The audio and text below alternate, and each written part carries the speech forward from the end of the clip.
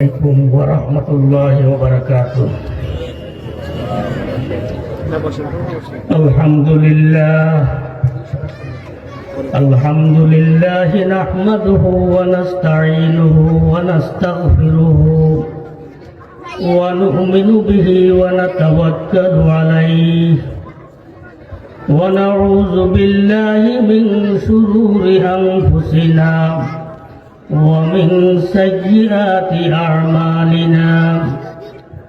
من يهده الله فلا مضل له ومن يضلله فلا هادي له. ونشهد أن لا إله إلا الله وحده لا شريك له. ونشهد أن سيدنا ومولانا محمدا عبده ورسوله. أما بعد فأعوذ بالله من الشيطان الرجيم. بسم الله الرحمن الرحيم. ألا إن أولياء الله لا خوف عليهم ولا هم يحزنون الذين آمنوا وكانوا يتقون. صدق الله مولانا العظيم. اللهم صل على سيدنا محمد كلما ذكره الذاكرون وكل مؤمنون. আলহামদুলিল্লাহ, আজকে 17 ডিসেম্বর 2024 দারুন নাজাত মহিলা মাদ্রাসা কর্তৃক আয়োজিত বার্ষিক ওয়াজ মাহফিলের সম্মানিত সভাপতি, আমন্ত্রিত মুআজ্জাজ মুহতারাম কাবিলে সদ এহতেরাম উলামায়ে কেরাম, সমাবেত আমার মুরব্বিয়ানে এজাম বিরাদরান ইসলাম, আল্লাহ রাব্বুল আলামিনের দরবারে শুকর আদায় করি মহান রব্বুল আলামিন আমাদেরকে জান্নাতি পরিবেশে জিকিরের মজলিসে উলামায়ে কেরামের সামনে রহমতের সামিয়ানার নিচে ফেরেশতাদের বেষ্টনীর ভিতরে বসার তৌফিক দান করছে বলি আলহামদুলিল্লাহ। কথা লম্বা হবে না, আমাদের মেহমানরা এসে গেছে। আমরা এক প্রকারের গৃহস্থের মতো, মেহমানরা আসলে গৃহস্থরা তাদেরকে একরাম করতে হয়, সম্মান করতে হয়। মাদ্রাসা কর্তৃপক্ষ আমাকে হুকুম করেছেন সামান্য সময়ের জন্য আপনাদের সামনে বসার, এই জন্য বসেছি। যদি আল্লাহ তাআলা তৌফিক দান করে 2-4টি কথা বলে আমি আপনাদের থেকে বিদায় নেব ইনশাআল্লাহ। আজকে মানুষ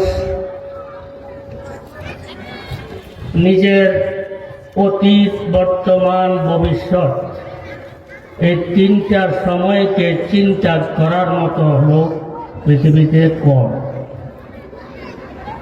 যে আমরা অতীতে কি ছিলাম, এখন কি, সামনে কি হবে। আমরা যেই অবস্থায় আছি এই অবস্থাটা কি স্থায়ী না অস্থায়ী?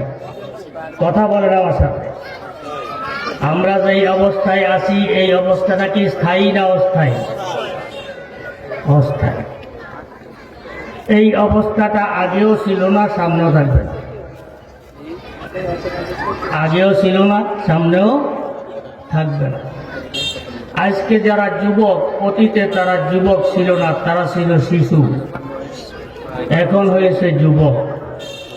আজকে যারা বৃদ্ধ, তারা অতীতে বৃদ্ধ ছিল না, অতীতে এক সময় যুবক ছিল, এখন হয়েছে বৃদ্ধ। ঠিক আগামীতে আমরা যারা আছি, কিছু সংখ্যক লোক দুনিয়াতে থাকব, আর কিছু সংখ্যক লোক দুনিয়া থেকে বিদায় নেব।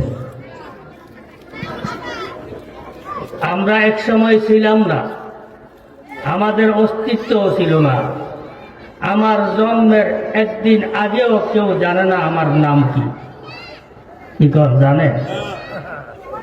আমি কার ছেলে, কার নাতি, কোন বাড়িতে আমার জন্ম, আমার জন্মের একদিন আগেও কেউ। আমি ছিলাম অস্তিত্বহীন। আমার নাম বলতে কিছু ছিল না, পরিচয় বলতে কিছু ছিল না। আল্লাহ রাব্বুল আলামিন বলেন, বান্দা তোমাকে আমি দুনিয়াতে প্রেরণ করছি এমন এক নাজুক অবস্থায়, এমন এক দুর্বল অবস্থায়, এমন এক অজ্ঞ অবস্থায়, যেই সময় তোমার জ্ঞান বলতে কিচ্ছু নেই। জ্ঞান বলতে আজকে আমরা শিক্ষিত হয়ে নিজেদেরকে শিক্ষিত দাবি করতেছি, পরিচয় দিতেছি, কিন্তু এক সময় আজকে যারা বড় ডিগ্রিধারী তারা এক সময় এই অশিক্ষিতের কাতারে ছিল। ছিল কি ছিল না? আমাদের অতীত এক সময় আমাদের অস্তিত্বই ছিল না, আবার যখন অস্তিত্ব হয়েছে তখন আমরা দুর্বল। হাত আছে কাজ করে না, পা আছে কাজ করে না, চোখ আছে কাজ করে না, নাক আছে কাজ করে না, ব্রেন আছে কাজ করে না। এরকম একটা অবস্থা আমাদের গেছে কিনা? এখন আমি সব পাইছি, নিজের ক্ষমতা বলে না আল্লাহ তাআলা দিছেন। কে দিছেন? আমি যে হাতে ধরতে পারতাম না, হাতের মধ্যে ধরার শক্তিটা আমারে কে দিছেন? আমি যে চোখে দেখতাম না, এই চোখে দেখার শক্তিটা দিছেন কে? আমি যে কানে শুনতাম না, ওই শোনার শক্তিটা দিছেন কে?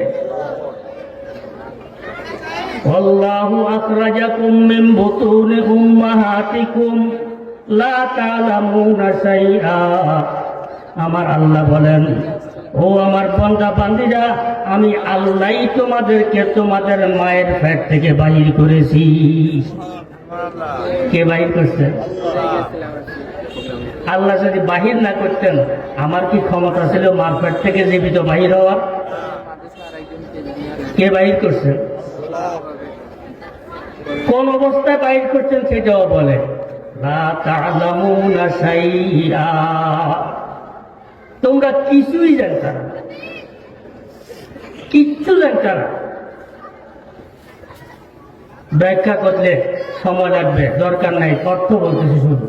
তোমরা কিছুই জানতে না, কিন্তু আমি আল্লাহ ফাজাআলা লাকুমুস সামআ ওয়াল আবসারা ওয়াল আফইদা।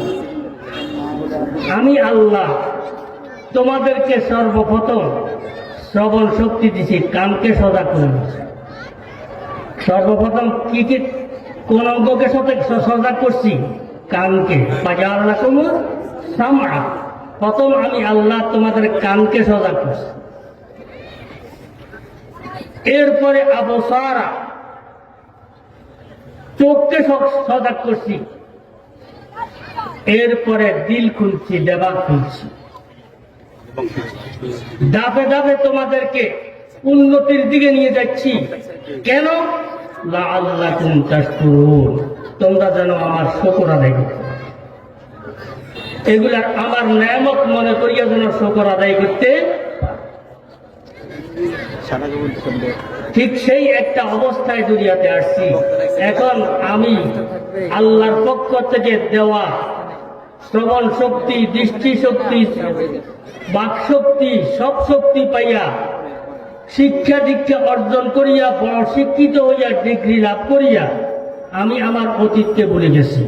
এখন আমি আমার শক্তির উপরে বড়াই করি, আমি আমার সৌন্দর্যের উপরে বড়াই করি, আমি আমার সম্পদের উপরে বড়াই করি, আমি আমার শিক্ষার উপরে বড়াই করি। করি কি করি না? हुस्न सूरत चंद रोज आखिर फना हो जाएगा, जिस पे तेरे नाज है हुए खाक में मिल जाएगा। তোমার এই সুন্দর শরীর, সুন্দর চেহারা, সুন্দর গঠন, তোমার শরীরের চামড়া সুন্দর, তোমার হাতের আঙ্গুলগুলি সুন্দর, তোমার নাকগুলোর টাকটা সুন্দর, তোমার দাঁতগুলি সুন্দর, সব সুন্দর। যেটার উপরে তুমি গর্ব করতেছ, মনে রাখবা তোমার এই সমস্ত সৌন্দর্য একদিন মাটির সাথে মিশে যাবে। কি কারণ মিশবে কি মিশবে না? বিশ্ব সুন্দরী অতীতে যারা ছিল তারা আজকে কোথায়? তাদের সৌন্দর্য কোথায় মিশে গেছে? মাটির সাথে।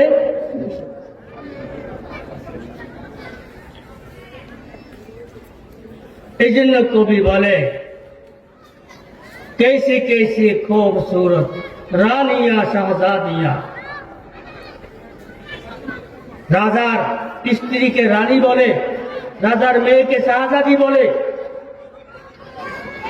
রাজার স্ত্রী, রাজার মেয়ে, যাদের দম্ভ, যাদের সৌন্দর্য, যাদের প্রভাব, যাদের সব ক্ষমতা দুনিয়ার মধ্যে দেখাইয়া গেছে, আজকে তারা মাটির ভিতরে শোয়ার সাথে সাথে তন বদন সব গল গই হ্যায়, তন বদন সব গল গই হ্যায়। তার শরীরের সমস্ত অঙ্গ প্রত্যঙ্গ সব গলি মাটির সাথে মিশে গেছে। আমাদের তো হবে না মনে হয়, তাদের হুঁশিয়ারি, আমাদের তো হবে না। আমাদের কাছে মালাকুল মওত মনে আসবে না। এই জন্য আমি যে কোরআনে কারীমের আয়াত তেলাওয়াত করছি, আল্লাহ তাআলা বলেন, তোমার অতীতকে স্মরণ করো, বর্তমানকে দেখো, আর ভবিষ্যতের সম্পর্কে চিন্তা করো, তুমি ভবিষ্যতে কোথায় যাবে। ভবিষ্যতে যেখানে যাবে, ওই ভবিষ্যতে যেই জায়গায় যাবে সেই জায়গার নাম আখিরাত। ওটার নাম কি? দুনিয়াতে থাকতে পারবো না, দুনিয়া থেকে আমাকে বিদায় নিতেই হবে, পরকালে পাড়ি দিতে হবে। আর পরকাল যদি বিশ্বাস না করি তাহলে আমি মুমিন নয়। আস ইবনে ওয়াইল কাফের, পরকাল বিশ্বাস করত না। খাব্বাব ইবনে আরাত রাদিয়াল্লাহু তাআলা আনহু, তিনি আল্লাহর নবীর সাহাবী, পরকাল বিশ্বাসী। পরকাল তো খাব্বাব ইবনে আরাত তিনি কিছু লোহার কাজ করতেন, কামারের কাজ করতেন, বা স্বর্ণ অলংকার বানাইছেন। আস ইবনে ওয়াইল ওনার থেকে কাজ করাইছে। আচ্ছা বলেন, স্বর্ণকার বা কামারের কাছে কাজ করাইলে টাকা দেওয়া লাগে কিনা? লাগে না? তো খাব্বাব ইবনে আরাত যখন কাজ করে দিছে, আস ইবনে ওয়াইল টাকা দিতে হবে। এখন টাকা দেয় না। খাব্বাব ইবনে আরাত যাইয়া বলে, হে আস ইবনে ওয়াইল, তুমি আমার পারিশ্রমিক দাও। হে পারিশ্রমিক তো দেয় না, বরং শর্ত লাগাইছে, তুমি যদি মুহাম্মদের ধর্ম থাকতে পারো তাহলে তুমি টাকা পাবে। কার ধর্ম? মুহাম্মদের ধর্ম থাকতে পারলে কি পাইবা? টাকা পাবে। খাব্বাব ইবনে আরাত বলেন, হে কমবক্ত, তুই যদি মরে যাস, কবর থেকে আবার কিয়ামতের মাঠে উঠোস, হাসর নসর কায়েম হয়, তারপরেও তো আমি মুহাম্মদের ধর্ম ছাড়ব না। আমি টাকা না পাইলে নাই। এখন আস ইবনে ওয়াইল তার বিশ্বাসের উপরে নির্ভর করে কয় কি, ও তোমরা বুঝি বিশ্বাস করো পরকালে আবার উঠবো, যদি পরকালে আবার উঠিয়ে, তাহলে এখন যেরকম আমার কাছে টাকা আছে, পয়সা আছে, সন্তান সন্ততি আছে, এগুলি ওইখানেও থাকবে, তুমি আমার থেকে ওইখানে নিবে। এটা কি ওয়াদা করছে না তিরস্কার করছে? তার মানে তার বিশ্বাস নাই যে পরকালে উঠতে হবে। পরকাল বিশ্বাস করে ইমানদারেরা। আমরা যদি ইমানদার হয়ে থাকি, আমাদের পরকাল বিশ্বাস করতেই। আল্লাহ বলেন, বান্দা, তুমি যখন পরকালে পাড়ি দিবে, তোমার সামনে দুইটা জিনিস তোমার সামনে আসবে, একটা হলো ভয় আর একটা চিন্তা। একটা ভয় একটা মানুষ দেশ থেকে বিদেশে যাওয়ার সময় তার অন্তরে দুইটা জিনিস কাজ করে, একটা ভয় আর একটা চিন্তা করে, কি করে না? আমি যে নতুন এক দেশে যাইতেছি, সেখানে কোথায় খাবো, কি করব, আমি কি চাকরি পাবো কি পাবো না, বিভিন্ন রকমের টেনশন তার কাজ করে। ঠিক দুনিয়ার থেকে আখিরাতে যাওয়ার সময়ও তার মাথায় টেনশন কাজ করবে যে আমি এই জগৎটা ছেড়ে দিয়ে যে আরেকটা জগতে যাইতেছি, আমার তো ভয় ভয় লাগতেছে। কি লাগতেছে? আমার কাছে তো চিন্তা লাগতেছে। আল্লাহ তাআলা বলেন, ও আমার বান্দা, আমার ওলি হয়ে যাও, আমার ওলি হয়ে যাও। যদি আমার ওলি হইতে পারো, তাহলে তোমার কোনো ভয় নাই, কোনো চিন্তা নেই। কার কথা এটা? আলা ইন্না আউলিয়া আল্লাহি লা খাউফুন আলাইহিম ওয়া লা হুম ইয়াহজানুন। সাবধান, তারা আল্লাহর ওলি, তারা পরকালে পাড়ি দেওয়ার সময় কোনো ভয় তাদের লাগবে না। যখন তার ইন্তেকালের সময় হবে, পরকালের প্রথম যাত্রা আরম্ভ হবে, ফেরেশতারা আকাশ থেকে সারি সারি বেহেশতি সুগ্রাণ হাতে নিয়ে, বেহেশতি ফুল হাতে নিয়ে তার সামনে আসি দাঁড়িয়ে বলবে, আল্লাহ তাখাফু ওয়ালা তাহজানু ওয়া আবশিরু বিল জান্নাতিল্লাতী কুনতুম তুআদুন। সর্বপ্রথম ফেরেশতারা আসি বলবে, হে আল্লাহর বান্দা, ভয় করিও, চিন্তা করিও না। তুমি চিন্তা করতেছো মৃত্যুর পরে তোমার কি হবে, মৃত্যুর পরে তোমার কি হবে সেটা তোমাকে দেখাই দিতেছে। এই বলে তাদের যে ঠিকানা জান্নাত আছে, ওই জান্নাতটাকে সামনে আনি তার সামনে ধরবে আর বলবে, দেখো তুমি মৃত্যুর পরে এই জায়গায় তোমার স্থান হবে। আল্লাহর ওলি হইতে পারলে আর কোনো চিন্তা আছে, কোনো ভয় আছে না? টাকা পয়সা থাকলে কোনো চিন্তা নেই। হ্যাঁ, দুনিয়াতে বড় বড় পদের মালিক হয়ে থাকলে আর কোনো পরকালের চিন্তা নাই। জায়গা জমিন বেশি থাকলে তার পরকালে আর কোনো চিন্তা নাই। কি কর, পরকালের চিন্তা আর ভয় কিছুই নাই।